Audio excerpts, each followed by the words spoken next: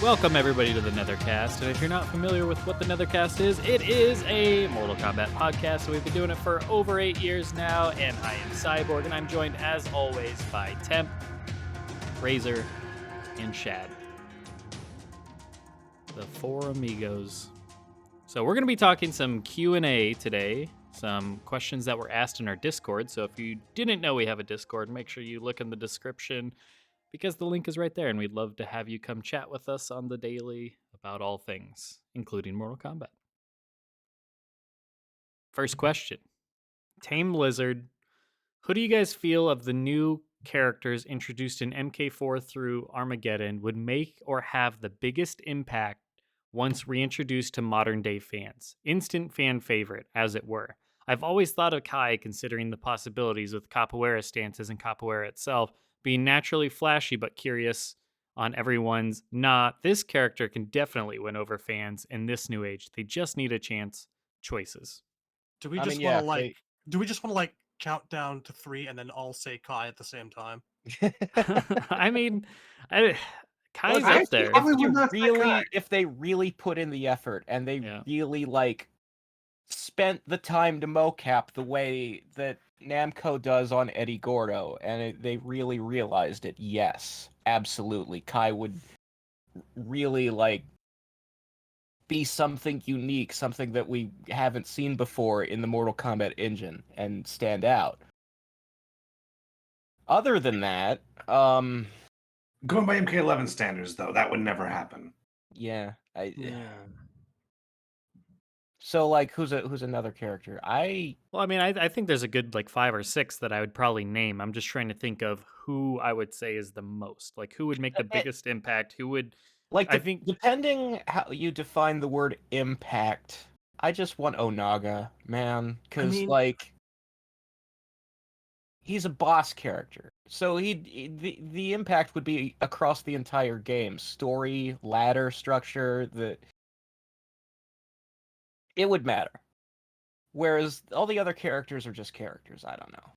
Well, I think their thing that they include in there is they become an instant fan favorite. Basically, who do we think has the most wasted potential right now that if made in a modern game, they think they would become the next ultra popular character? I don't know if that's you gotta define reintroduction. How long does a character have to be considered away before we think that a modern artist doesn't really know who? Well, they're saying MK4 through Armageddon. So let me ask this, because obviously, Fujin was realized as good as he can possibly be realized in 11. I don't know how you get other than if the rest of the engine was better. Fujin is in a lot of ways the best character in 11, and he, was fully realized for the first time in a way he wasn't in Mythologies or in 4 or in Armageddon. But how much impact did he, how many people immediately switched over to being Fujin mains? I don't know that no matter how good you reintroduce one of these characters, that they'll become a quote-unquote instant favorite for some people. Well, I think we're reading differently into the scope here. I don't think they're talking about overall. I think they're talking about who's the next MK9 Noob Saibot trailer, right? Which is where I think the Kai example kind of comes in, with the flashy capoeira stuff. Sure. And to me, I think there's only 3 candidates for that. One is Havoc, because of the ripping his own limbs off and stuff and whatnot. He's just a very unique character in himself, and I think his personality, if voice acted and actually in a story mode, and his look, I think definitely rings to a modern audience, for sure. I was one I was wavering on. Well, Havoc's kind of one note though, because once you're done laughing at him Havoc tearing himself apart, there's not a lot after that, right? So yeah, it really depends how they realize his gameplay, because at the end of the day, I'm kind of expecting him to just turn out like MKX Quan Chi, which is fine. That's as good as any sorcery based character you can make. It's just, it's not a big wow, I think they're gonna have a sense of humor about it, though. I think he's almost gonna be a joke character in presentation, maybe not in the story, but I think the idea is gonna be wow, I can't believe Havoc did that, right? Like, just what was that movie on Deception? He has like some sort of torpedo move where he would do like a body slide on his stomach across the floor. Yes. Something like that, exactly, precisely. Something of that nature. I think the other two, believe it or not, are Ashra and Lee May. If you really do the Crouching Tiger stuff with Lee May properly, that is going to be a home run character.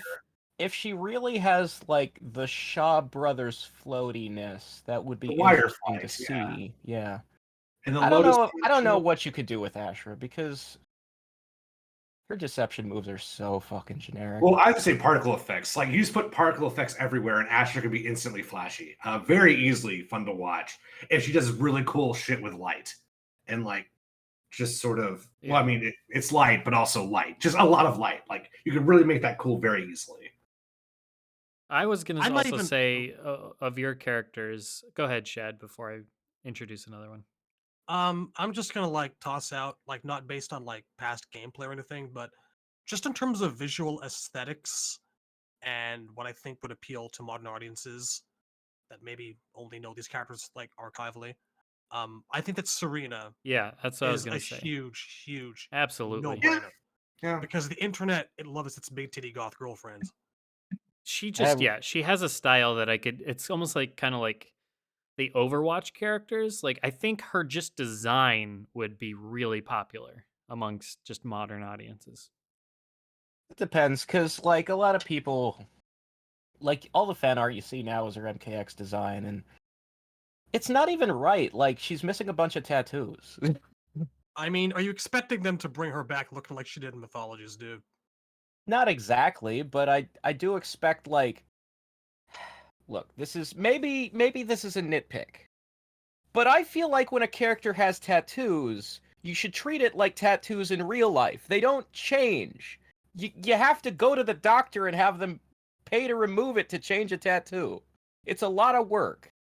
It's a new universe, but every single game, Kanos are different.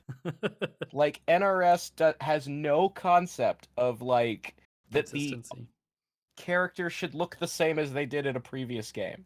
You know what I'm waiting for? That moment when we first see Quan Chi again in a new timeline, and he's still got the tattoos, which tell him where the Dragon King's army are. And I don't even process it, and I'm like, yep. Okay, moving on. At this point, I would not be surprised if they revealed Quan Chi and the two lions aren't on his forehead, they're down his cheeks. That's what I expect from them. He's got a tramp stamp. Oh. The Serena thing's an interesting point, though, because, like, if you actually make Lee May a bombshell like she was intended to be, then it's sealed. She probably is going to be, like, the most, like, trailer powerful character, I think. But will they do that? You also have to ask, what's it going to look like when it's filtered through NRS's current art style? Yeah, I don't think I think it could happen in MK13, but MK12, I still think they're stuck in that idea that no one likes attractive things anymore, which I think thankfully is dying. That's kind of going by the wayside, but right now we're still at the end of that. Yeah, but like Warner Brothers is always a step behind, because look at Harley in that Suicide Squad game, man. I didn't look at Harley. I didn't look at anything that Suicide Squad. You know what? You're right. Don't. It's better for your health, mentally and physically. Even if it was not good, ever look at Suicide Squad Harley Quinn. Like, you're not really gonna like pull me in with check out this Suicide Squad blank. Like, it's just, you kind of lost me at Suicide Squad. I'm not terribly interested. So yeah, if they make Lee May a bombshell and she does Crouching Tiger, Hidden Dragon shit, yeah, fuck that. Yeah, that's gonna be a knockout. So yeah, I would say all those characters definitely fit that criteria. You got Kai, you got Ashra, you got Serena, Lee May. I don't know. And Havoc. I don't know. Because like, I sort of got off track with the tattoo stuff, but what I actually wanted to say was, even if, Serena, big titty goth GF, the first thing you see her do is throw a bunch of knives. And that's her moveset. Well, you don't know that. I hope not. I certainly hope not. I mean, she had that in a era where everybody had shitty movesets for the most part. I'm just saying, look. I do have faith in their capacity to redesign in the storyline. Those of us who have read text once in a while in our lives know that Serena has the power to transform between a beautiful human-looking woman and a monstrous demon. Right. You She don't think has they're going to put that in never her ever moves? done it in a game yet. Let's see if they remember that's how she works, or if it's just knives. Well, you guys think are Let's underestimating see. the power of Let's knives. see. Like kunai are really popular as a weapon. They're so popular Yeah. that Sub-Zero had them in MKX and never used them. Yeah, I mean, just like a kunai female is people tend to like that stuff. That's Ibuki. That's Scarlet. That was Scarlet at least. Yeah, that's the thing. We already have that. But none of them do a Naruto run. You know, if we're gonna talk about anime and knives, if JoJo's Bizarre Adventure ever taught us one thing, it was that the concept of knives combined with the concept of stopping time is the most frightening thing in the world. In Mortal Are you Kombat, suggesting the Gearus should come back and have knives? Is that where this is going? I'm suggesting that someone, I don't care who, needs to be capable of doing the worldo. That's right. Look, Steamroller and Alright. everything. I know what characters in this franchise have time powers, and I don't want to see either one of them ever again. Steamroller. All right. Okay. All right. Let's move on. 11 Bloody Shadow 11. What story threads that were left in Armageddon are you disappointed NRS never followed up on? I.e., Reptile making Saurian eggs, Noob taking over the Lin Kuei, etc. It's smoke. Like it's absolutely smoke in the Sabat. Yeah. I mean, Jesus, like Armageddon didn't have a whole lot of actual concrete story going on in the first place. I am extremely disappointed, like, that we had this entire concept of like Triborg, who I don't care whether you think he's canon or not, it's beside the point. Why was it a special forces character creation when you had right there and then the perfect opportunity to like describe how Sector would resurrect himself? That could have been the genesis of the Takunin right there. Of course, yes, there's also the fact that, smoke and the entire Cyber Demon plotline. But like the NRS era never ever touched on the possibility of Sector doing his own clan. Just got axed, and then there was all that time travel silliness in 11. We just never got there. We had the opportunity, and we didn't use it. So, what the hell? Look, I could go down every single character who's in Armageddon and list a plot point from that character that was just dropped because Armageddon happened. I can't narrow it down to just one. It's all of them. The timeline shouldn't have fucking ended. Like, Armageddon was just, we have a basket full of eggs. Let's just drop them and kill everyone, you know? It's a very extensive list to choose from. Well, I mean, I'm thinking in the context of like Sub-Zero finds out what happened to his supposed best friend, and then we get halfway through that Smoke is a plot big line, one. Smoke, yeah. Smoke literally never gets anything in any game he's in. It's always Yeah, he doesn't. He doesn't. it's Does he? always just set up and no payoff over and over. How did Sub-Zero's storyline even end in the NRS era? There was no resolution with Noob Saibot. There Well, was no, no that's resolution so with Smoke. There was the nothing. NRS era served only to get Sub-Zero to where he was in Deadly Alliance and then stopped. Yep. Well, in the Armageddon conquest mode, didn't him and Taven take down Noob Saibot and Smoke got away, right? So Yes, in theory, Smoke, yeah. Smoke escaped after Taven beat him up. And the next time you see him, he's on the good guy half of the marching armies in the cutscene. So presumably Taven punched him so hard that he broke his programming. But that happened off screen. I mean, that checks out. Especially since Taven literally punched a cloud of nanobots. But yeah, no, it checks out. Well, the cloud was wearing a mask. That cloud became a planet, you know. That's what they tell me. Stop. All right, that covered You're it. just hurting me here. Non-creative username. Who would you consider the worst character in the entire series? Movado. It used to be Darius and Dairu, but we've now done remakes of Darius and Dairu for the channel, and I like my versions, so I don't hate the characters anymore. Are we counting Chronica? I mean, they're all Oh, characters. right. I try not to remember the Chronic exists, man. Okay, that's fair. But I would say Chronica followed by Devora for myself. What? Oh, Oh, all right. oh, this is a hard. For me, this is a hard toss-up between like Cetrion and Darius. Like Cetrion just takes the entire concept of what an elder god could be and just flips it onto a whiny like mama's girl. Just destroys like 20 years of anticipation of elder gods as these omnipotent, all-knowing space dragons who have mysterious reasons of their own. No, her entire character is a yes mom. Terrible. On the other hand, Darius is just kind of pointless. Doesn't even appear like during the story portion of like Deception. No, he is an NPC. It's just he's an avatar for like chaos, but is utterly useless in a game where Havoc is already around. Like, I just don't. I don't. Okay, you know what? I'm gonna go with Cetrion because I just don't care about Darius, but I actively hate Cetrion. Or is it worse to have no feelings about someone other than like apathy than anger? What do you No, think? hate is worse than apathy, all right? I'm tired of people saying at least you feel something or like all press is good press. That's not true, okay? Hate is a bad thing. Also, is Cetrion worse than Chronica? Like, I'll say the same thing to you. I said to Razor. I mean, I don't love I'm actually kind of mad on Cetrion. I don't really feel anything towards Cetrion, but worse than Chronica? I actually don't consider Cetrion and Chronica separate characters. When I say I hate one of them, what I mean is that I hate both of them, and they are inextricably connected to one another.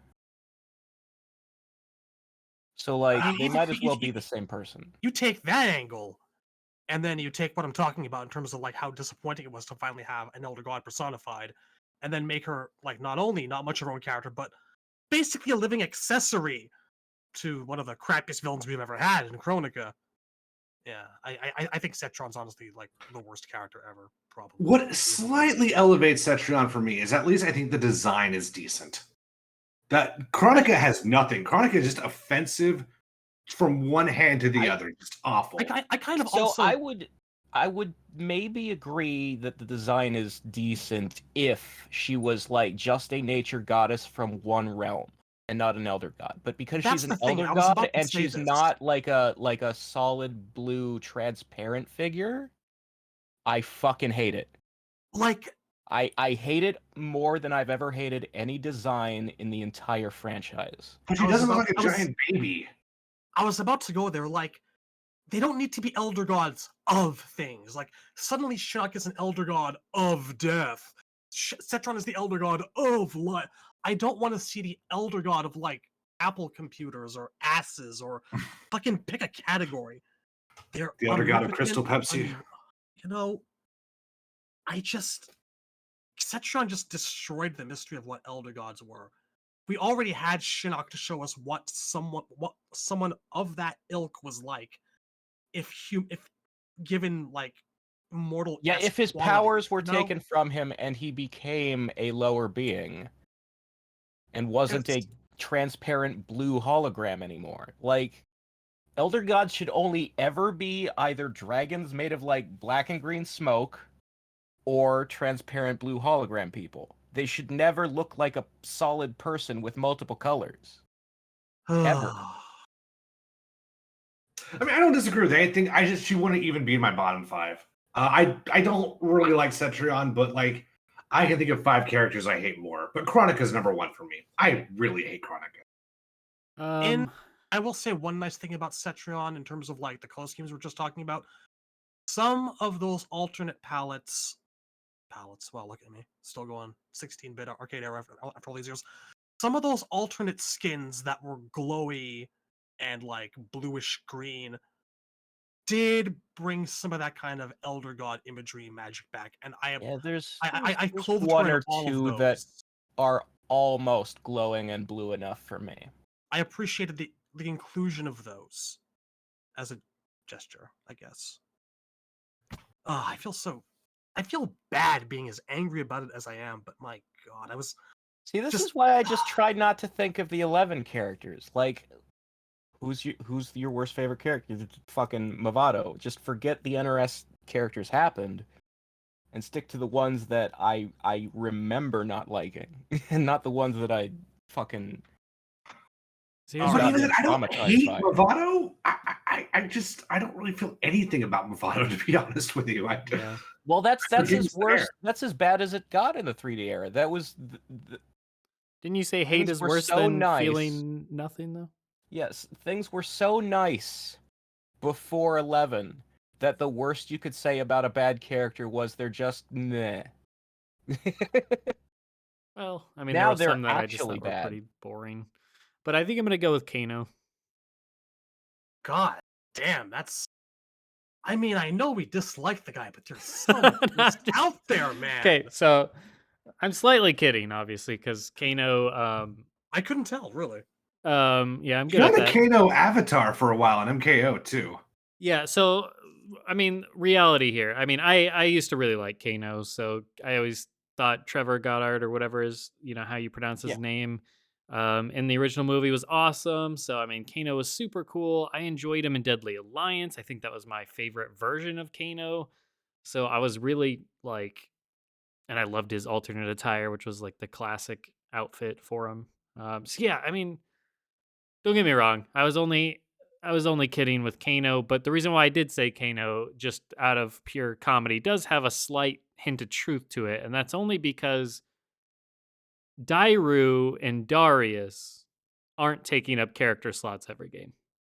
As much as you may not like them, or even Kronika, who, obviously was introduced to really screw up this the story. At the end of the day, like when it comes to like the things that are actively like causing my favorite characters to not make it into the roster every game, it's the Kanos out there that's causing that. It's not it's not the Suhows and the mocaps. They all just faded away that. into I get obscurity, that. but unfortunately fair certain point. Who's taking up space, hogging it for themselves again and again and again? I get it. I get it. Which is funny because that's what Da-da-da. Kano would actually do. Kano would do that if he could.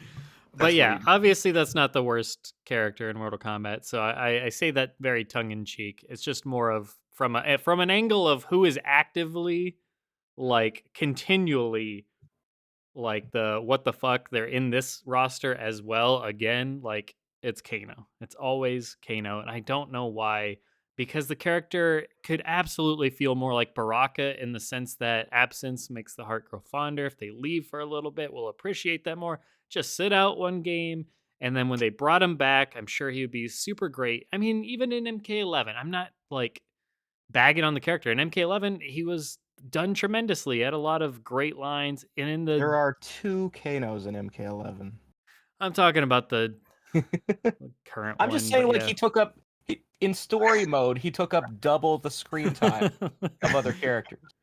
But yeah, so I mean, I know there's people that say, man, you guys constantly hate on Kano and so on and so forth. I'm kidding around. But yeah, out of all the ones that are like wow, that was a character or whatever, it they usually just disappear. So I don't even have to think about them. Whereas Kano's constantly in our face. But I mean, yeah. the thing Kano's is, I like what Kano could be, like within the box of the role he was designed to serve as this character Sonya has a grudge against. And the thing about story arcs is eventually you're supposed to kill that rival. Like Sonya's supposed to get her revenge, and it took her way too long to do it in the NRS era. Like she's over 50 years old when she finally kills him. Yeah. Or she would be if she was alive. The young version is the one who kills him. But Yeah, I forgot the old version. Didn't she die in like the yeah, she got collapse? crushed by a castle. I completely forgot that. It's been a long time since I went through 11. But I just look, the Black Dragon is not that cool. They're just a bunch of Earth gangsters, and they become small time when an intergalactic war starts to happen. I've said it recently. In a universe with ninjas and gods, and all manner of strange alien realms, a bunch of small time hoods are inherently the least interesting thing. And Yeah, Kano, they're supposed to be out of the story by like the first act of the bigger, grander scope of the universe. Like, if you think of, like, I don't mean MK1 or like the first act of MK1, but I mean like if you think of like MK1 through 3, and then like MK4 and Deadly Alliance, and then Deception and Armageddon as like the broader scope, like the Mortal Kombat cinematic universe. The Phase 1 games are where you kill off the Kano type character.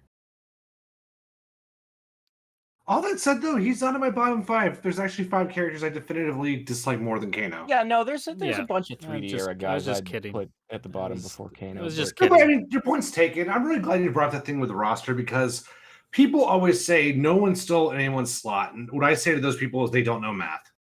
Yeah, Because I mean- whenever you put a character in a game, it takes resources.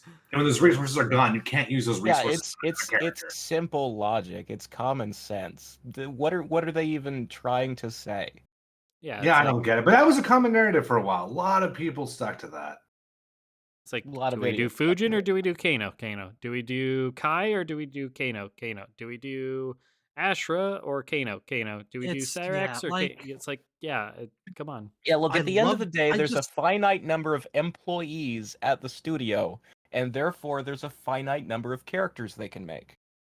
But Kano's a would favorite of really- theirs, so I mean, obviously he makes it in for Yeah, a it's just, reason. I don't understand why, though. Like, at this point, it's just the meme of Australian accent man. That's I think all Tyler Kano's Lansdowne likes character him a lot. is. But I can't remember. Is it Tyler Yeah. Lansdowne that likes Kano? Yeah, but that's Yeah. not gonna. He's not gonna control the. He's just the I'm not community gonna manager. mince He's words. not gonna. Tyler, It's Ed. Ed likes time travel stories. Ed likes people with single glowing red eyes. I don't know Ed if Ed likes really Kano. likes Ed really likes Terminator, and he likes his version of Terminator, and that is Kano.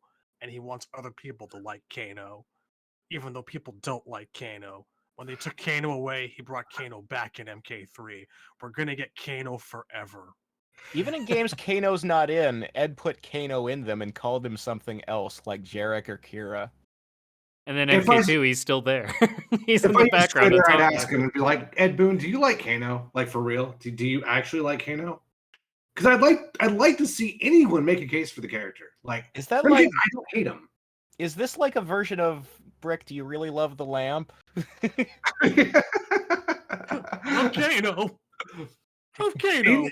What really sealed that stealing roster spots topic for me was Martian Manhunter and Injustice 1.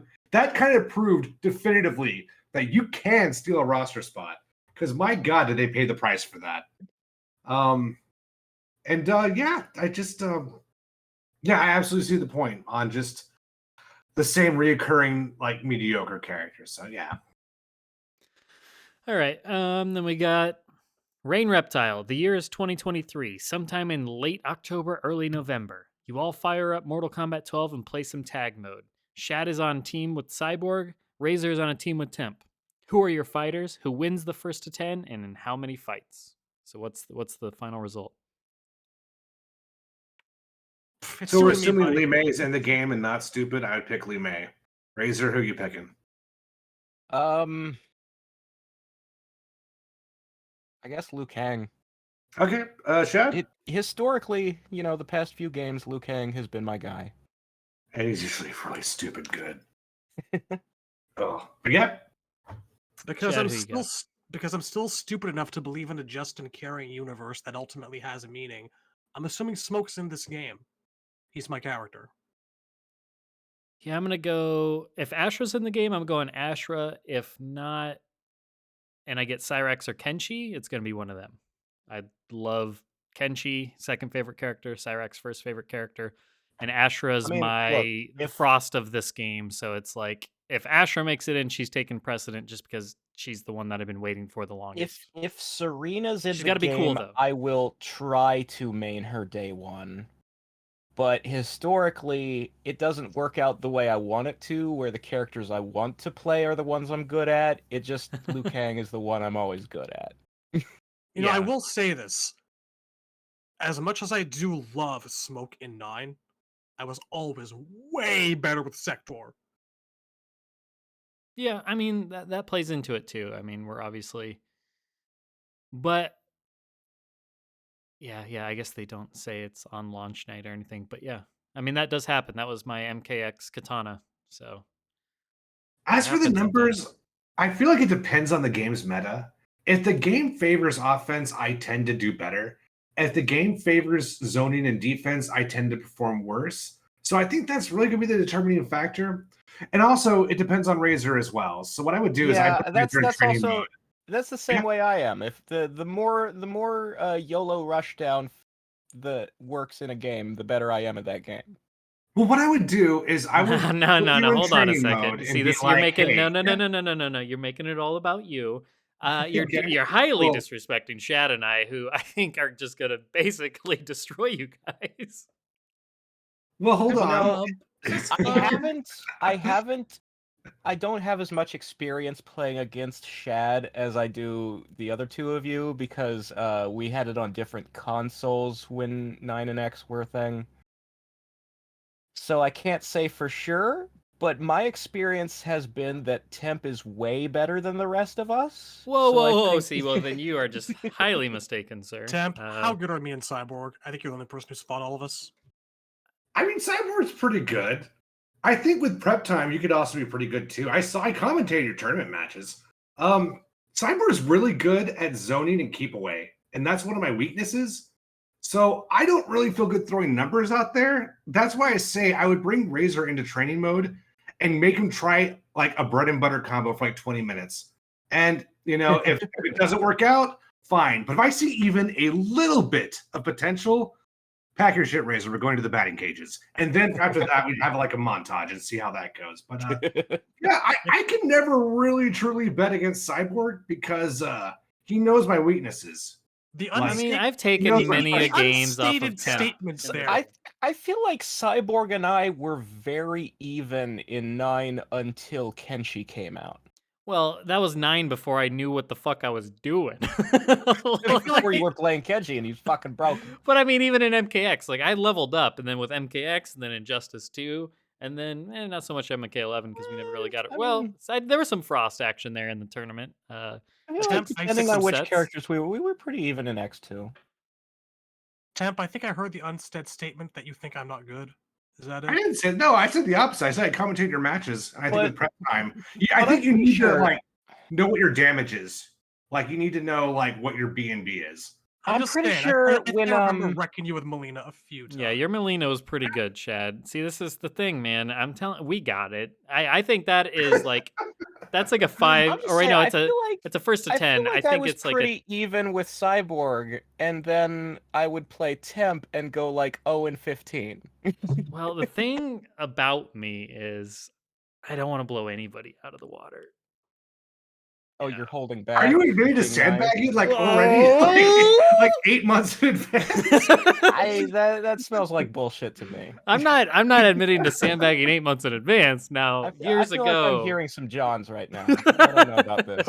We've got news for you. Cyborg's only been using 30% of his true power. This isn't even my final four.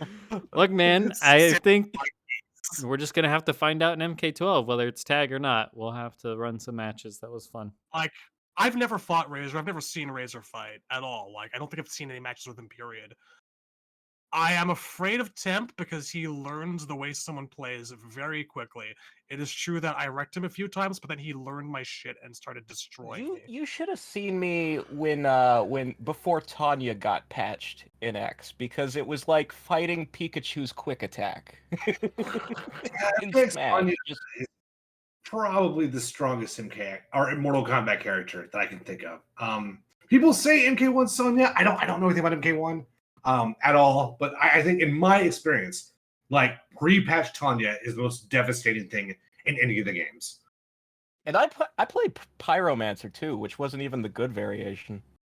Pyromancer's pretty good though. You're right, it wasn't the best one, but it was good. Like no one was like fearless against Pyromancer. That's also the one I used, by the way. I like Pyromancer a lot. Well, I just, on principle, hate Tanya with weapons. I've never liked those fucking deception ones. Okay, Yeah. we'll just move on. 10-8 in Shadow Knight's favor. Dap. We got Best. Dap. What, in your opinions, are the most underrated stages from the 3D era? House of Pikara comes to mind for me. I love that in Deadly Alliance. Instantly. Underrated. I mean, I've always loved the House of Pikara. Yeah, I Which really one- like the Lung Hai Temple because it looks just like Shang's Island. Like it looks like an MK1 stage. It reuses assets, I think, or imitates them. Yeah. Like it's hard to say what like underrated stages are from the period because like I feel like there's a few that everyone really like everyone always brings up House of Pikara, everyone always brings up the Nethership or the Slaughterhouse. I'm trying to think of like in terms of ones I don't see brought up all that often, like underrated stages from an era where like stages aren't brought up all that often. I think the Lumber Mill from Armageddon was always a favorite of mine. I like it. Wasn't there one Lower called Mines- Meteor Storm? Yeah, I love Meteor that Storm soundtrack. it was kind of a remake of the Pit 2, Yeah. but it That had a was really beautiful. good soundtrack. Yeah. Yeah. like that Lumber Mill, Lost Tomb from Deadly Alliance, where you actually have like the statues sitting around and you see them in the background. That was pretty Mhm. cool. The Nethership, not the interior, but just the Nethership from Deadly Alliance is pretty I sweet. kind of hate the interior. I find it really boring, and it always just makes me Yeah. wish I it's was just up on deck. Yeah, the up color on scheme's top not- was great. the color scheme is just really bland. But I don't know if you can say the Nethership is underrated, but everyone wants it back, definitely. Yeah. You know, there were a couple in Armageddon that I really liked, but you almost never saw them because there was a glitch where they were unlocked, and unlocked ones wouldn't show up in arcade. They'd only show up in like 2-player. One of them was the tower, the fucking evil monastery from MK2. I really like Armageddon's version of it. And the other was like it's like a staircase in Shao Kahn's castle that's like an infinite staircase. And like the interactable is you could keep knocking them down the stairs onto the next level, and you could just do it over and over and over again forever because Yep. it's an infinite staircase. I seem to remember also, yeah, Shinnok's Spire in that game was a pretty good one too, like the walls of fire and shit. Yeah. The Kutan Palace was pretty cool for the Shokans, right? Yeah. It's a good one. I think everyone loves Acid Bath. Yeah, I wish I I had to that pick a stage favorite fatality. though. I'd probably say Yin Yang Island as the most underrated. That's a good one. Yeah, well, I just I feel like thematically we don't see a lot of stuff like that anymore. Yeah. Beetle Lair. Good old Beetle Lair. And that's the one You know, with I the kinda giant wish- grinders. Like there's a bunch of stages in the 3D era where it's like you can see where there was gonna be a death trap or a gimmick and Yeah. they just didn't finish it. Like the Beetle Layer was supposed to have a stage fatality where if you knock them through the big like giant ruby or whatever, all the beetles would swarm on them and eat all their skin off and stuff. That's cool. And they just didn't have it in time. The Chamber of Artifacts too. Yeah, I remember that. Yeah. Like I'm sure they would have liked to have the Buddhas in the acid bath stage actually like kill you, but Yeah. instead of like a just concept doing art a or little bit whatever. of damage, yeah. All right. Liam MK asks, would you be open to more realms being created, either newly discovered or long conquered by Outworld and forgotten? If so, what theme would you like them to have? You New know, realms. I'm always up for seeing like more parts of Outworld that used to be parts of different realms. Like we were having that discussion earlier. So absolutely yes to that. yeah, I'd like to explore more of like the ones we've already heard about, like Right. The Oshtek Dream Realm. and fucking Vaeternus and whatnot. But as far as like a new realm, the only like environment or species that I would have said MK hasn't touched on yet that I'd like to see is like giant spiders or something insectile, and then they did that with Devora, so there's nothing really left that I would like to see that they haven't done. Yeah. Yeah. Was it the Dream Realm that where Tremor got sent? Yeah. Yeah. I would like to see more of that. That would be kind of cool. I Sounds mean, fun. I certainly would not mind seeing like realms from before they were conquered by Shao Kahn that we already know about, like Zaterra. Maybe the Centaurs once had their own home world. Right. Maybe Shao Kahn was once its own place. I wouldn't mind getting glimpses of stuff like that. All right. We've got Liam6783. It's Liam MK's burner account, I guess. Just kidding.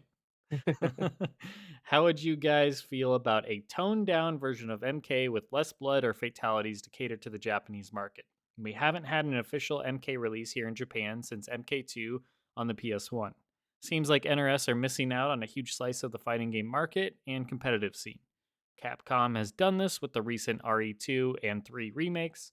They removed some of the gorier elements. As I understand it, graphic depictions of decapitation or dismemberment aren't allowed in Japanese games. I mean, I don't see anything wrong with having like a censored version of MK for Japan to be able to get it. Just turn I off the mean, blood and disable fatalities, I guess. Call it a day.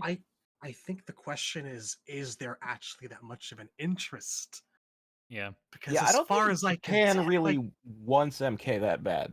I think the market you're talking about them catering to is nowhere near as big as you think it is. I think you're talking about 35 people, maybe. Like gaming in Japan is number one, nothing like what it was during like the prime like arcade era of back in the day, or even like what it was 15 years ago. Gaming in Japan, as far as I understand it, is basically completely dominated by the Nintendo Switch and mobile games. Yeah, Over they're there, very, very big on handhelds and portables. Yeah, the and Xbox 360 basically does not 360. Xbox presence over there isn't a thing. Like MK didn't do well over there when it was a global cultural phenomenon in the 90s, and it would not do well there today. They don't like just in general, I don't think American games typically break a lot of ground over there. Like not to get into like xenophobic shit, but like Japan kind of loves Japan culture and it's interested in those kind of weird American things like baseball or cowboys. Like they're not really interested in our take on like Eastern or Asian like atmosphere and kung fu. Like it's, I don't think anyone there really cares. Well, you'd be surprised how many if you watch like a lot of anime series, you'd be surprised how many Mortal Kombat references there are. Surprisingly, yeah, You but think it's there's always actually to an like interest? MK2 though. I don't you're right. think Yeah, that there's. I think the people over there who want to play MK will just import it anyway. The same way that like if I want a Gundam, I'll import it from Japan. You know? yeah. The FGC, the Japanese FGC, actually did take a little bit to MK11. Goichi was a big Sub-Zero player, but they couldn't buy the game, so that was I'm an glad, obstacle. I'm glad to know that there's some people. That's nice. But A lot of them don't like. A lot of them actually said, I don't remember which players it was, but because the players weren't named, but someone told either Gutex or Mike Ross, we like the gameplay, we just don't like the gore, but we think the game is cool, and that's why it never kind of blew up when MK9 happened. But I mean, that's over 10 years ago. It's hard to say what that's evolved into. You know, I've been watching I've been watching a lot of Kamen Rider lately, and some of the more like adult skewing adaptations of it, like the recent Kamen Rider Black Sun on Amazon Prime. I noticed there's like the biggest complaint from the Japanese audience was how much violence and gore there is in it, and I'm watching the show and I'm like, yeah, like in the first episode a guy gets his head ripped off, but there's really not that much outside of that. Like it's really and all these reviews I'm like it's so shocking. It's so much and it's like but it's not though. At least not compared to what I'm used to. So yeah, the attitude towards like blood and gore over there is way different. But then I they have don't things like understand. Berserk, though. Which So is I don't weird know. because they're the ones who Exactly. had Like like there's Berserk, there's stuff like yeah, the really gross end of Akira. Like There's I Violent just Jack. Ninja Scroll, yeah, like they had like blood and gore in cartoons decades before we did. Yeah, Corpse Party. Like the list goes on. It's a very long list of really horrible, awful stuff they're and willing like to animate. So yeah, their actual gory films, like their horror movies, can get really, really fucked up. Like I'm not remembering it right now, but there was like there was one horror series that was filmed so realistically that like you couldn't sell it even as an import here in the States or Canada or whatever, because it was basically categorized as being too similar to a snuff film. This is an old horror series, early 90s. I guess I'm I not forgetting- guess I'm I forgetting guess what the it is way now.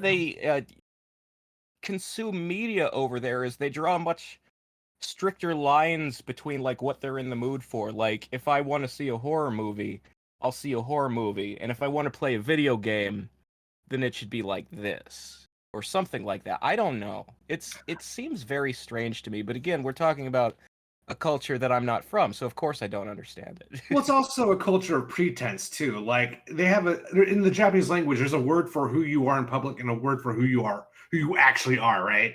Like, it's really perceptions are a big part of Japanese culture, right? Like so like if they were into the weird gory stuff, they probably wouldn't come out and say it and support it. So we don't think the interest is really there then, do we? I think it's segmented. I think there's so low of an interest there that the people who want it will, have it shipped to them from the States or something. And the other thing is, like, sometimes it's just a matter of waiting. Like, MK games were banned in Australia for a long time, and sometimes you just have to wait for the censorship laws to change, because these things do generally skew more liberal as time passes. You just gotta kind of wait it out. Alrighty. Well, Japan's such a weird culture. It's a hyper liberal and hyper conservative culture both at the same time. So, yeah. What's up, Cyborg? Oh, I was just saying already. I was gonna say the next question. I don't know. That works. That All right. I'm gonna insert one here that I didn't have on the list, but Crystal asks if the numbers are true, or the rumors are true that 12 is an all-in game, at least 9 through 11. Do you think Corrupt Shinnok will be his own playable character or not? Now, I wasn't familiar with any of those rumors. I know there was like a supposed leak, and I'll use quotations from like 2 years ago, where it was like a disgruntled girlfriend from an NRS person that said it was going to be that. I think that was the only time that rumor like was around, and I don't Brusk think was kind of riding that train for a while, but it was pure copium, Yeah. So, yeah, I don't think there's any truth to that, but Yeah, I do really you think don't think that do you was ever think a possibility. Yeah, do you think Corrupt Shinnok will be his own playable character or not? So in that hypothetical scenario, if it wasn't all in, I don't see why not. I'm gonna say I don't. This is one of the rare times I will say that'll probably never happen. And I'm a little biased here because I'm not a big fan of Corrupt Shinnok. To me, Shinnok already has a final form. He turns into the Cloverfield monster in mythologies. So if he was going to like transform, that should have been it. But like, he's like a generic demon. Yeah, what's up, Chad? I viewed Corrupt Shinnok as like their answer to the old Cloverfield monster. I viewed them as doing that recontextualized for a modern audience. So, I kind of agree with Shad, but I also, like, my actual answer to the question is, if it were me, I would not put Corrupt Shinnok as a playable character, because I've seen his moveset, and it's too limited to be fun. It just doesn't, I don't see the point. I don't think it would translate all that well either. Like, no, like, he was deliberately designed not to be playable. Think about this. It would be like playing like the bosses in Trilogy again. You have a punch and a kick and a laser blast and like a choke out move or whatever the hell that was, or like that close range laser he nuked you with, and that's it. I couldn't see them doing it under any, like, assuming it was going to be an all-in scenario. I think that they learned their lesson there. It probably wouldn't happen any more than like Chronica would happen. I mean, that shit would not work well either. Right. Well, you'd have to have Shinnok in the game first. I don't think that's terribly likely, personally. So, if it's an all-in game, then you'd have him in there. He was okay, I see what you mean. Like it was like a trilogy game, right? Yeah, like I'm just saying in the hypothetical scenario that 9 through 11, like they had everybody come back for. Okay, I understand that they laid out. I would still say probably not. I wouldn't think so. All right. Yeah, I feel like under the spirit of an all-in, Shinnok is in. You don't need two Shinnoks. Yeah. Like Sure. nobody in Yeah. Armageddon had two forms. They didn't have both Skinny Blaze and Big Blaze. Let the record show, Fat Blaze. All right. You're right. My bad. Fat So- Blaze. You- So I move that this court expunges Fat Blaze from the record. CJ Kid 123 asks, "What are Pinhead's chances of being a DLC character in MK12, and which version do you think they will use? The classic Doug Bradley version or the newer Jamie Clayton version? Which one? Well, first of all, his chances. I mean, reasonable, sure. Ed Boon said he's brought up several times over the years, so yeah. I mean, they're running out of horror characters. Throw Pinhead, sure. The classic Doug Bradley. I would like that to be the version, but maybe they go with the female version if that's what the other one is. I'm not familiar. I haven't watched the show or read the comics. Any other I thoughts mean- on that? Actually, I have a few. Okay. I've always said I would like to, like, again, this is me. This is the guy that fucking despises guests. But as far as they go, Pinhead is one I've never minded the possibility of. I don't know cool. how you take a character like that. Like, I think we said this ages past. I don't know how you take a character like that who's all grace and poise and quiet dignity and isn't about fighting. He's about torturing you to death with chains and make that into a fighting game character. Yeah. I don't know how you do it successfully. It would have That to be said- that. I don't know. Like- Maybe he could function sort of like Dr. Fate in Injustice, where he's not the one hitting you. He's standing there summoning chains to hit you and that That's kind what of I was thing. thinking. Yeah. Maybe if you punch the chains, he like leans back and he smiles a little bit because he enjoys the pain. I've actually been in a really huge Hellraiser mood, really, like lately over the past like 2 weeks since it got brought up in the Discord. I've been remembering watching all the movies, good and shitty. I didn't actually know there was a reboot last year until these past couple of weeks, and I kind of really want to go and see it because I went back and I reread the novel, The Hellbound Heart, the original novella. And believe it or not, like if you guys don't know this, the new Pinhead is actually way closer in terms of like description to the original novellas, like Pinhead. Pinhead is described in the novella as being effeminate, not 100% female, but like androgynous. yeah, Yeah. that's the word, androgynous. So I would honestly be open for either. I mean, if it was a marketing thing, like God knows, like I could expect to see either. I guess I would prefer Doug Bradley, but I wouldn't complain if it was either one. I mean, my question is, how different are their body types? Could it be skins and have both? Theoretically, I you think could. feasibly do them as a single person as two skins. Skins. That's a good one. I would definitely take that. I would love to have both of them. Alrighty. And then we've got some phase guy. How would you feel about Asgaarth from MK Defenders of the Realm making it into MK12 or a future game, since Asgaarth is an eagle-like character who is an advisor to King Jared? I feel like there is a lot of potential and uniqueness with him. Yeah, so I would rather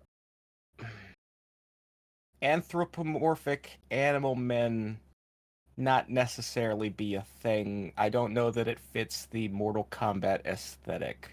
And if you were going to do Asgarth, it doesn't actually make sense in the game's canon for him to be Edenian, because Edenians are all human, and we know they don't have animal men. Like, if he was from another race that Shao Kahn conquered, and he still could interact with Kitana and be part of the rebellion that way. But I wouldn't want him to be Edenian. And I don't know if I want animal men at all. Bird. But I will say, like, I liked Asgarth because his voice actor was John Rhys Davies. And I fucking love John Rhys Davies. Gimli from Lord of the Rings, Professor Arturo from Sliders, Sala from Raiders of the Lost Ark. The guy's fucking brilliant. One of my favorite actors of all time. So if you could get him back as the voice actor, then I would forgive having a fucking furry in a Mortal Kombat game. No I offense to the don't know that furries out I- there. I don't know that I want that particular character, but I do think that MK does have space for a Birdman or creature. Birdman makes me think of Birdman! what's that, Rick and Yes. Morty or whatever. The Harvey Birdman, attorney at law. There Well, was there's that Bird too. Person in Bird Person, yeah, Harvey Birdman, of Person. course. But yeah, Harvey Birdman, attorney at law. Like, I could really easily see them. It's like there's this like kind of archetypical Karasu, I think they call it, a crow demon that occurs in a lot of like games that come out of Japan. I could easily see something like that showing up in the Mortal Kombat world, like as a denizen of Netherrealm, perhaps. But Asgaarth himself, I can't see it. Not that guy. For all the reasons Razor said, and honestly, he looks a little silly. I would take an Asgaarth if it looked completely different and acted completely different, and I don't know, maybe be a little scared of it, I suppose. Maybe I could make just a bit more serious, redesign from the ground up, perhaps. Not the way he appears in Defenders of the Realm. No. All right. He's an eagle with a ponytail, like birds have hair. What's that about? You know, I actually googled the character because I didn't remember who it was after initially, and like the fourth result is a GIF of him removing his hood to like display the ponytail proudly, and someone has captioned it "epic ponytail," and it is. Yeah, I don't know literally about from- that hair on a bird, bro. It is literally from a furry thread. I'm just gonna point that out. Mm-hmm. Mm-hmm. All Is right. it, Outcross or Outtross, no C there. Outtross asks, what if they add real life people as playable characters? Like, for example, Joan of Arc. Joan of Arc. There you go. Dawn Dark. Or or Spartacus. It doesn't have to be related to the lore, though. Yes, this is a stupid question, by the way. Yeah. If I don't like guest characters, I'm really not gonna like this, right? Yeah. I'm like a practicing Roman Catholic, so I'd actually be really pissed if they put Joan of Arc in Mortal Kombat. I wouldn't love that. So this isn't for me. No, this is not my cup. I mean, isn't her whole legend that she like heard God telling her to like fight for France and yeah, like that God is not a character that exists in the Mortal Kombat universe, and I think a lot of like real world Christians would be offended if she was hearing Raiden's voice instead. I just don't think it's a good idea from a like. It's kind of why when people say, why haven't we had female guest characters? And it's like, oh, not that there aren't options, of course. I mean, but when people have thrown out like Ripley from, Aliens, it's like, well, Ripley as a costume, maybe Sigourney Weaver is hard to get. Well, I'm just saying, like, if Sigourney Weaver, God, I cannot speak right now. That's good. Sigourney Weaver's good. I dig it. I cannot fucking. Sometimes Legacy edible hits you hard, Sigourney Weaver. But no. Either way, you know the fucking name. If she's in the game, like her likeness is in the game, I don't want to rip her head off and beat the shit out of her or anything like that. It's just that to me feels like a bridge too far. I mean, maybe Arnold Schwarzenegger and Sylvester Stallone is fine, but I don't know. It just feels a little odd when you get into like real life personalities, in my opinion. I think it gets to like if you're like trying to say, well, what if there was an MK tournament in this year when this historical figure was a thing and they were at the tournament? And my response would be, so you're saying that you want to watch this person die and have their soul stolen by Shang Tsung and then expect, like, how do you explain that in the history books? Amelia Earhart wins. Yeah, exactly. It's so she disappeared. She went to Shang's Island and lost at the tournament. I don't want to see Abraham Lincoln do a fatality. Like, I don't want to watch that. Tell me you wouldn't main Teddy Roosevelt. I'd main Teddy Roosevelt. That guy was hardcore. There's these awkward points of lore in Deadly Alliance, like, yes, Bo Raicho invented drunken boxing. That's fine. But then there's one that, like, the inventor of Aikido, who was, like, an important political figure in the late early 1900s in China or Japan, Apparently, he's the founder of the Black Dragon Gang, and that's why Kano does Aikido in Deadly Alliance. It's fucking silly, man. Yeah.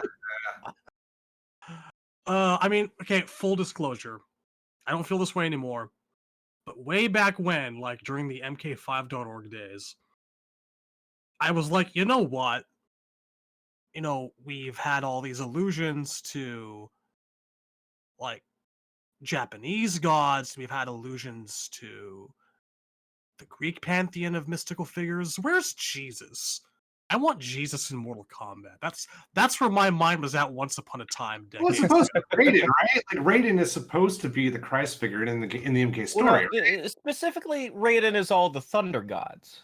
Yeah, he's So like all the legends about Thor and Zeus are actually like Raiden did some of those things, and then humans told the story wrong. Like he never turned into a cow and fucked a woman or nothing like that. So Huh? He probably did. maybe at some point he fought a giant Shinnok with a hammer, and the Norse heard about it, and that's why they believe in Thor. Sir, could you cow fuck what? Razor, Zeus, tell him. man. Zeus? Did you study Greek mythology in high Zeus school? got fucked by a cow? No, Zeus became the cow, and then he fucked a lady. And then he did it as a goose. One time he believe became it was a a literal golden shower. Is this like Zeus is fucking weird, all right? so? You're Zeus is saying a if freak. Zeus was a guest character, he'd turn into a cow for his No, animality? Zeus can't be a guest character because Zeus is This is the worst animality fictional ever. character inspired by Raiden. Well, you learn something every day, don't you? That's why Nightwolf calls him Heyoka, because Heyoka is a thunder spirit that the Lakota tribe believes in. So, from Nightwolf's perspective, Raiden is Heyoka. Of course, he's all of our Heyokas. But the point is, Jesus probably, like, if he existed, he was just a guy. In the MK universe. I'm not, commentary anybody's on real world beliefs or nothing, but in the MK universe, since Christianity is not canon, Josh That we from know. Jerusalem was just a dude. That's why it's a guest character. Great. Think they'll ever bring back Lucifer. That's why Kratos didn't make sense, by the way. That's everybody said Kratos fits in with the MK universe. He's a good guest character pick. The mythology he comes from doesn't fit the MK universe. Oh, but it's very easy to see what's going on there. People see a lot of very shallow people think Mortal Kombat is fatalities and Kratos Yes, is I understand. This is a great segue, by the way. Aesthetically, they see similarities. I'm calling them dumb. Great Kung Lao says, do you think Greek mythology inspired lore shouldn't be in MK universe at all, or it could be done better than how MK11 did it? I just feel like the Lord's done though. I don't feel like it should be taking any more inspiration at this point. I feel like they've already kind of fleshed out conceptually what the Mortal Kombat universe is. They shouldn't be adding any new kinds of gods. We don't need them. Don't fuck with the core concept of the creation of the universe. You have the one being, you have the elder gods. Don't throw other shit in There are no more Titans. corners of this where it's like, well, this is still a mystery and we can reveal it. No, we know everything we need to know about the elder gods and all that. Just leave it. All right. You can introduce new, like, here's a god of Outworld that we've never met before, but For real, there are so many other realms out there, and we have not seen anyone from any other realm of a deific stature except for probably Shao Kahn. Where are the Outworld gods? We've seen Argus. That's all we've got from outside Earth. Yeah, him too. He just seems so mortal, though. And then they follow up with, and would you have liked to see MK step into 3 vs 3 territory like Dragon Ball Fighters and Marvel vs. Capcom? Of course. That'd have been fun. 2v2, let's 3v3. Let's work on actually making tag a thing first, but sure, I'd like to get there. Yeah. Let's get 2v2 working first before we like expand on that. I don't even know if I'd want 3v3 though, because traditionally in most games that have that, the assist kind of take over the meta. So in Marvel 2, you basically have like Psylocke assist for defense, and you have Sentinel drones for offense, and that sort of becomes the game. So it depends on what they're asking. 3v3 is practically a genre of fighting game, and it like requires the fast pace and the big anime super moves and all that kind of thing. It almost becomes that an RTS at that point. And even like Dragon Ball Fighters tried to have 3v3 without having like an assist heavy meta. And for the most part, they did it, but it only takes one, right? And once people realized like Vegeta's assist was broken, it was the Vegeta game. The whole game turned into Vegeta. Who could Vegeta assist like first, right? So, so 2v2 is fine. I've always preferred 2v2 even with Marvel. Hutch asks, can deities reform after they die? Demigods, normal gods, elder gods, etc. Yes. Well, realm gods sounded like you just made it up. put themselves back together when they die. Elder gods can't die. Like, nothing can kill them. You cut off Shinnok's head, he's still alive. He just can't breathe or speak. Some fates are worse than death. The elder gods, worth. People will point out that the elder gods, quote-unquote, died in 11, but what actually happened there is Chronica stole their souls. Yeah. For sure. You know, everyone says that, like, people say, what Fujin likes to say, according to 11, that Bihan ran away. Right. Anyone who played Mythologies knows that Fujin spun around so hard he blew himself the fuck up. He was fine afterward. Bihan ran from a tornado that would have killed him if he didn't run. There you go. You have to run to the end of the stage to get there fast enough to grab the ledge. Fujin was just being petty. So yes, Fujin has canonically blown himself up, put himself back together. Raiden has blown himself up, reconstituted afterward. The fact, just motherfuckers have eternal life. I mean, they do specifically say that if a god dies and reincarnates, that they come back without their memories, that it's like actual, like Hindu-style reincarnation, you're a new person. And Fujin seems to remember stuff from before he turned into a tornado in mythology, so I'm not sure he actually died, even though there was a skull spinning in that fucking tornado. I've never understood how he got from that to MK4. Darky Darcy asks, what could be done to Zebron to make him a character that fits in a future game? Oh, man. Put some effort into it. Temp, any thoughts on Zebron? If you make him fit in seriously, then he won't be fun anymore. Like, the joke of Zebron is that it's a goofy, furry zebra man in a coat and top hat, with a little magician's wand. Why do you need to change anything? That sounds awesome. Man, I bet they regret making that joke now. I mean, yeah, they really thought we would have forgotten about it. 20 years plus down the line, we're still talking about fucking Zebron. Look, I could do the grim and edgy reboot of Zebron where he's a centaur with zebra stripes, but it's not as fun. You need a top hat. He has to be like fucking Zebra Zatanna. That's the joke. I think done right, you could either make him just a non-canon playable character where he gets his magic wand and all that shit, or I think if you wanted to make him canon, Zebron would be Havoc's fatal blow. He wouldn't be a character; he'd be a special. I'm fucking picturing the gritty reboot, the gritty debut of Zebron, just comes out with a chainsaw. Things aren't so black and white anymore. Oh, Kuro and Zebron. Oh my god.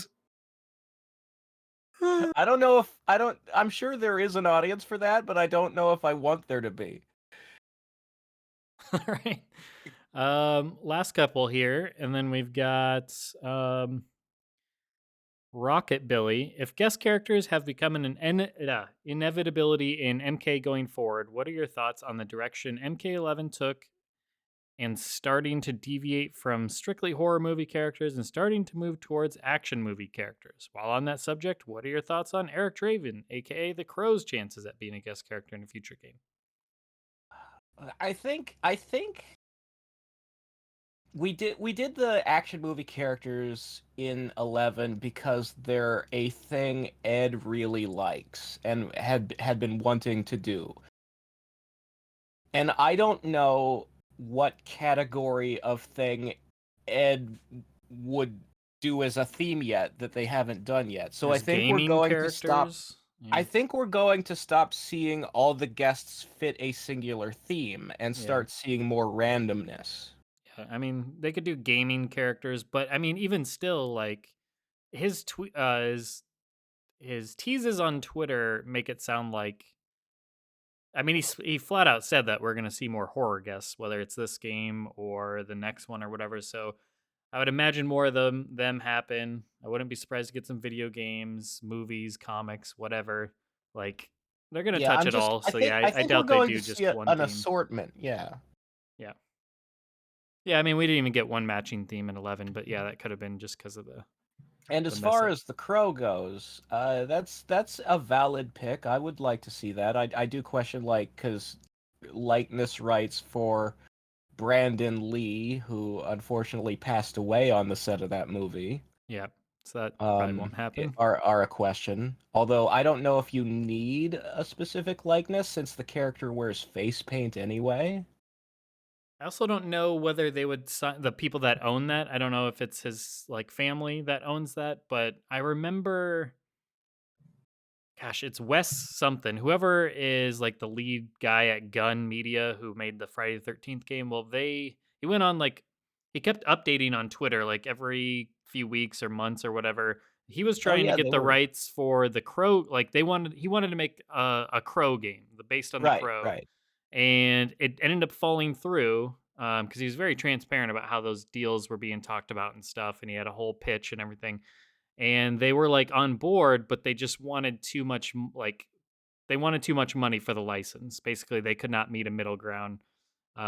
So with that in mind, if it is a very costly license, it's possible that that reason alone would also prevent that. But I yeah. question why would the Crow license be so expensive when it's been used to make so many crappy direct to video movies? Yeah. Yeah, I Like, think yeah. okay, I'm against it completely. On a different level of just my regular opposition to guests, because of all that shit out there. Like, yeah, it's true. He wears makeup. You could make him arguably, not recognizable as, Brandon Lee. That character is still Brandon Lee, and that movie is still very influential to a whole fucking generation I of mean, 90s goths, including myself.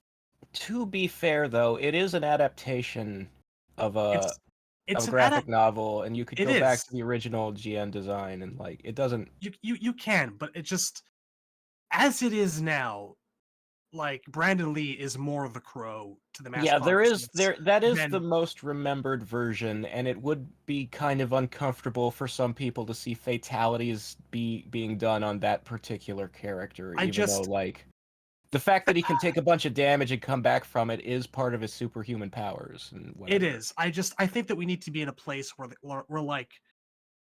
the character is not identifiable as only Brandon Lee in order to Well, actually make maybe it work, aren't they working on another movie reboot at some point? They've been that thing's been in development hell like 3 times over, I think now. Yeah, it's the Canceled same and deal as the Highlander or any other a lot of those lower budget or more cult classic 80s and 90s movies are in a position where oh, it's going to be remade. We've been talking, and yeah, it's been 20 years. When's it, shit or get off the pot.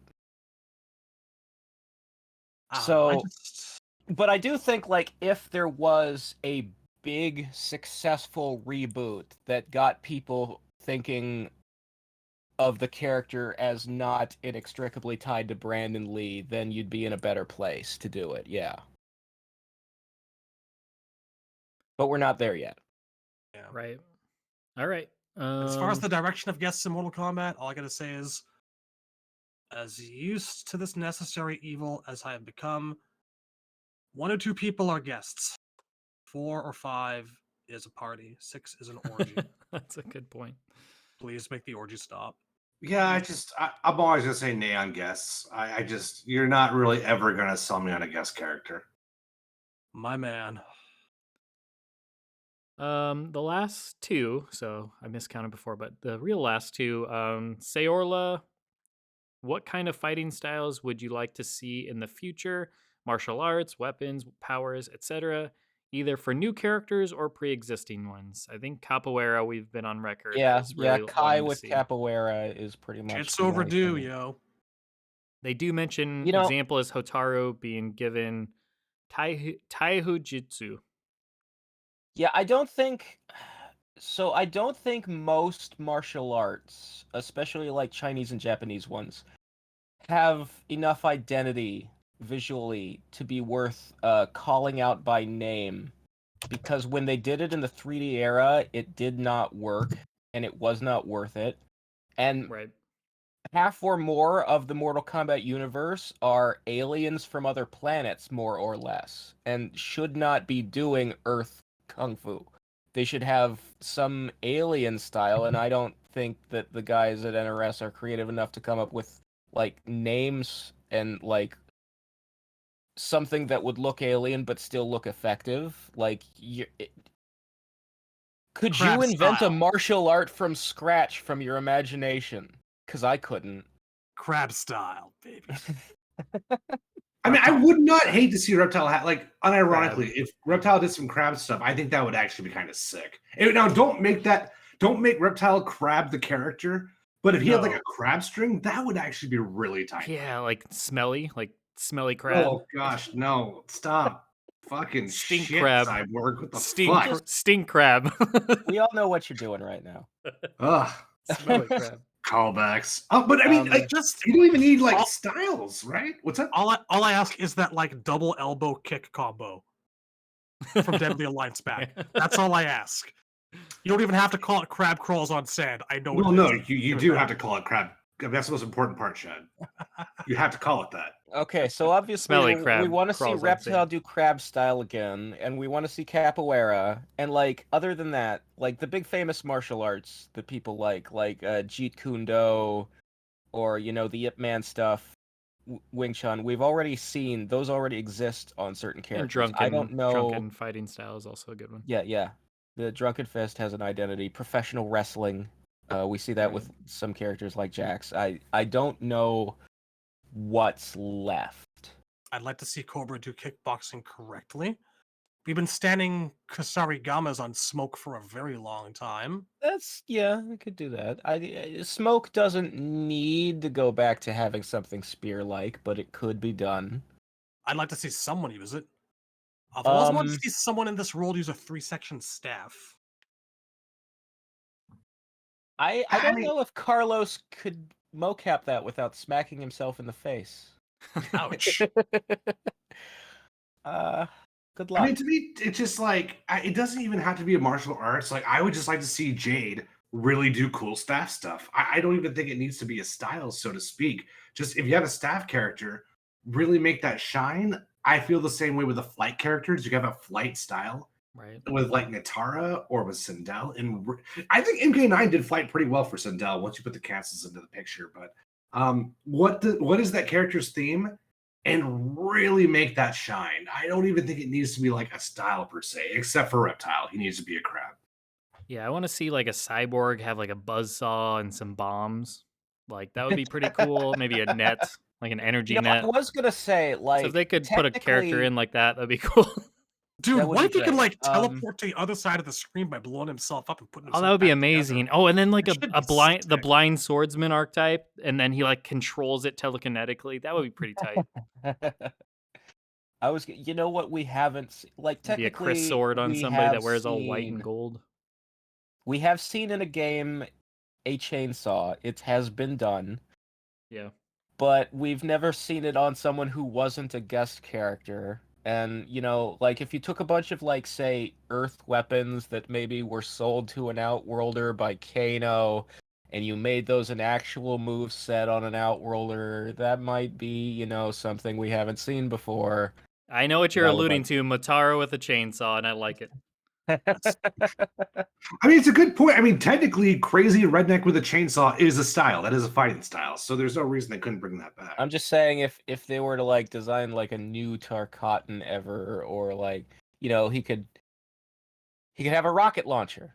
Where did all the rocket launchers go after MK3, huh? They just disappeared. Kano's people, like, gave them a bunch of rocket launchers, and Melina's side doesn't use them, and Kotal's side doesn't use them.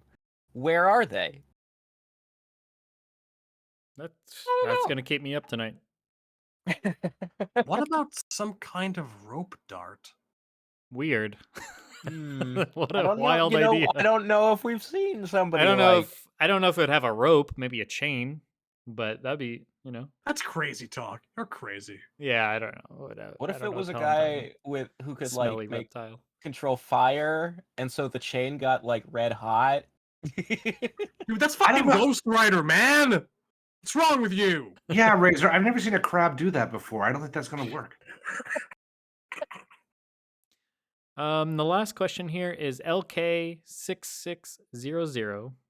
How would you design a sub boss from Earthrealm? What species would you choose/create?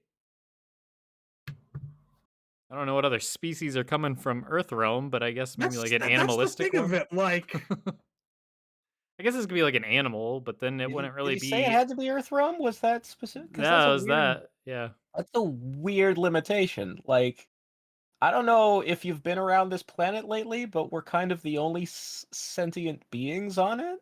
well, the thing about your sub boss, typically in Mortal Kombat, is that they're extremely dangerous.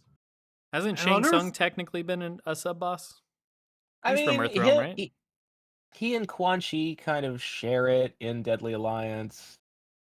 I most guess if you think dangerous about the predator is MK2 ladder, Yeah, Shang exactly. is always there and Kintaro's always there, so there is like 2 sub bosses for MK2. I guess if we're like, if we had the liberties to like make a deer man or like a super, I mean, you know what? Never mind. Just put a platypus in a respirator. That's our Earthrealm sub boss. We're good. We got this. So the Right. most jacked human being you can think of. What does it look like? Jax. It's in his Yep. name. That is the Yeah. strongest man on Earth. Yes. He is the most Canonically. Jax. See, words are hard. I'm telling you, I man. see what you did there. Okay, we have been at this for hours now. It's time to stop. Yeah, that's the end of the line. Thanks everybody for listening. Hopefully you enjoyed another episode of some Q&A. Answered all the questions that were submitted, I believe. So thank you, and we'll catch you next time. Make sure to check out that Discord. Like the video, please. The more likes it gets, the more people will actually hopefully see it and tune in. Give us a chance, and subscribe if you haven't. We'll catch you next time. See you later, nerds. Thank you for tuning in. Sigourney Reaver. Probably smells like smelly crab. Oh god.